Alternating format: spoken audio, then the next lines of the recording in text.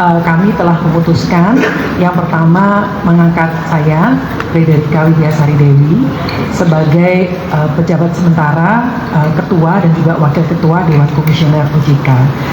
Terima kasih Pak Menko, saya hormati Pak Menko, Pak Mensesnek, Pak Menkyu, Pak Rosan, Pak Doni, Pak Hasan, dan rekan-rekan dari SRO, Pak Samsul dan Pak Jeffrey. Baik, selamat malam. Assalamualaikum warahmatullahi wabarakatuh. Salam sejahtera untuk kita semua. Terima kasih rekan-rekan. Izinkan saya menyampaikan beberapa hal.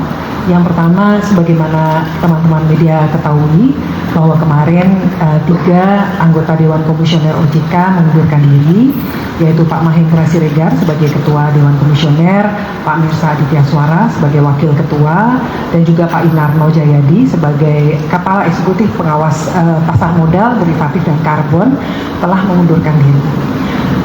Oleh karena itu, tadi siang ya, sampai dengan sore tadi, anggota Dewan Komisioner telah melakukan rapat Dewan Komisioner dan sesuai dengan ketentuan yang ada di Undang-Undang Nomor 21 Tahun 2011 dan juga dikuatkan dengan Undang-Undang Pengembangan dan Penguatan Sektor Keuangan Nomor 4 Tahun 2023, kami telah memutuskan yang pertama mengangkat saya, Frederika Widyasari Dewi, sebagai pejabat sementara Ketua dan juga Wakil Ketua Dewan Komisioner OJK.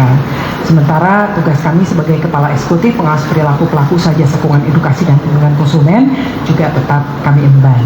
Selanjutnya Pak Hasan Fauzi diputuskan di dalam RDK tersebut menjabat sebagai pejabat sementara Kepala Eksekutif Pengawas Pasar Modal, Derivatif, dan Bursa Karbon, dan juga tetap merangkap sebagai Kepala Eksekutif Pengawas Inovasi Aset Keuangan Digital dan Kripto.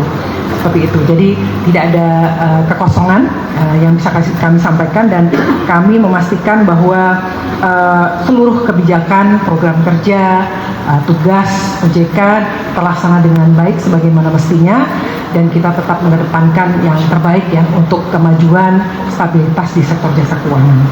Selanjutnya tadi menyambung dari yang disampaikan oleh Pak Menko, kami juga mempunyai komitmen untuk terus melakukan program reformasi pasar modal Indonesia. Dengan mencermati gejolak pasar yang teman-teman media juga amati beberapa waktu ini, dan juga concern dari berbagai pihak, kami OJK bersinergi dengan pemerintah dan juga seluruh stakeholder terkait akan mempercepat reformasi di pasar modal melalui pendekatan yang lebih holistik, mulai dari perbaikan kualitas emiten dan saham yang diperdagangkan, peningkatan literasi dan juga perlindungan kepada investor, terutama investor retail, serta penegakan hukum yang tegas dan konsisten.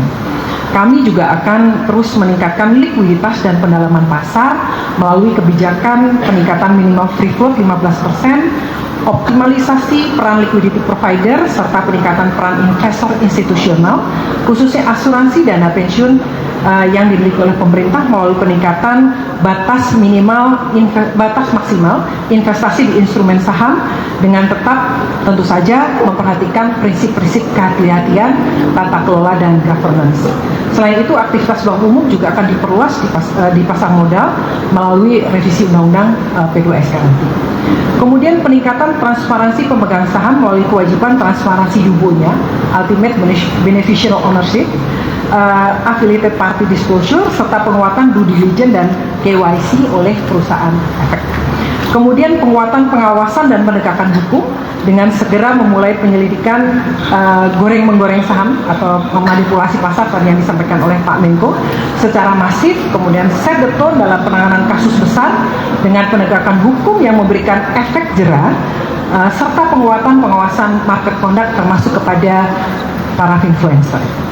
Kemudian penguatan governance dan mengurangi konflik kepentingan, diantaranya melalui demutualisasi bursa yang akan mengubah struktur kelembagaan dan perluasan kepemilikan, serta diikuti reformasi governance proses dan struktur di self-regulatory organization, yaitu di bursa, KEPI, dan KESI. Selanjutnya terakhir, kami juga menyampaikan komitmen OJK untuk terus bersama-sama ya kita memberikan bersama-sama menjaga pertumbuhan ekonomi, meningkatkan pertumbuhan ekonomi dan mendukung program prioritas pemerintah. Beberapa yang bisa kami sampaikan, yang pertama, perbankan terus menyediakan pembiayaan program pembangunan termasuk Koperasi Desa Merah Putih, di mana telah disalurkan pembiayaan sebesar 148,6 triliun rupiah sampai dengan Desember 2025. Kemudian dalam rangka memberikan kemudahan bagi masyarakat dan pelaku usaha di wilayah bencana, kami telah menetapkan kebijakan pemberian perlakuan khusus atas kredit pembiayaan kepada debitur yang terkena dampak bencana di Aceh, Sumatera Utara, Sumatera Barat, berlaku selama 3 tahun sejak 10 Desember 2025. Kemudian OJK juga terus mendorong penyaluran kredit pembiayaan untuk program MBG, termasuk melalui securities crowdfunding, serta program penjaminan khusus kepada petani UMKM dan pengembangan produk asuransi parametrik. Dapat kami sampaikan bahwa angkanya per Desember 2025 sebesar 1,17 triliun penyaluran kredit sudah disalurkan. Kemudian melengkapi kebijakan relaksasi terhadap pembiayaan sektor perumahan, kami juga terus mendorong bank, perusahaan pembiayaan, perusahaan modal kultural, BP Tapera, SMF, dan PNM untuk terus memperluas pembiayaan KPR bagi masyarakat berpenghasilan rendah. Dan terakhir, untuk meningkatkan kemudahan akses kredit pembiayaan kepada UMKM yang telah diatur melalui ketentuan OJK yang mengatur skema pembiayaan khusus bagi UMKM dan petani. Kemudian juga terakhir Pak Menko, pengembangan bursa karbon dalam rangka mendukung pengembangan nilai ekonomi karbon serta SRUK bersama kementerian terkait. Mungkin dari situ kami sampaikan, kami terima kasih, mohon dukungan Bapak Ibu semua, seluruh stakeholder, pemerintah, kita bekerja bersama-sama dan mohon dukungan media juga supaya kami bisa berhasil menjalankan proses reformasi dan juga menjaga stabilitas sistem keuangan dan mendukung pertumbuhan ekonomi. Terima kasih, kami kembalikan kepada Pak Menko.